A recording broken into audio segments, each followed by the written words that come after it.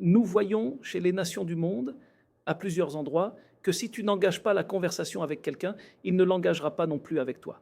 C'est juste quelque chose d'ici, où les gens se sont habitués à simplement parler, parler parce qu'ils s'ennuient. Mais de quoi parles-tu vraiment? Adam, Rabbi Doron, vous voyagez à travers le monde? Oui, vous rencontrez des gens importants, vous discutez. Si vous ne me parlez pas des lunettes, je ne vous en parlerai pas non plus, soi-disant des choses qui ne devraient pas entrer. Chacune s'immisce dans la vie de l'autre. Dans quoi vous immergez-vous? Quoi? Personne? Et c'est comme ça qu'on apprend à connaître une personne. On s'assoit avec elle, elle commence à nous demander ce qui se passe. Attendez, quoi exactement? Vous le savez déjà, cette personne va trop loin. Assise à côté de quelqu'un, oui, vous avez entamé une conversation avec moi. À propos de quoi? À cela, oui, je réponds. Nous n'entrons pas dans les détails, nous n'approfondissons pas les conversations.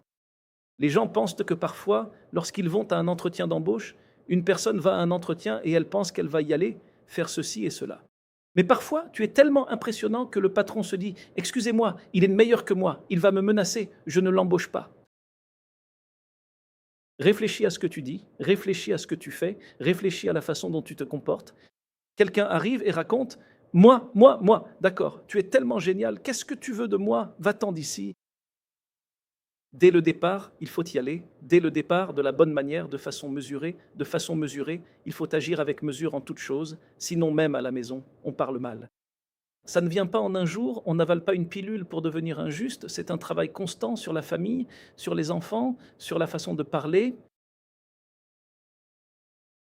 Chaque chose a une grande force, tout a de la puissance. Les mitzvot, ce n'est pas seulement d'accomplir, de garder le Shabbat. Les mitzvot, c'est aussi la femme qui cuisine. Au moment où elle cuisine, il y a une épice qu'on appelle la prière, prier pour que les enfants soient pieux. Il y a une épice qu'on appelle la crainte du ciel. Ce sont des épices spéciales. On ne les vend pas à l'épicerie, mais ce sont des épices.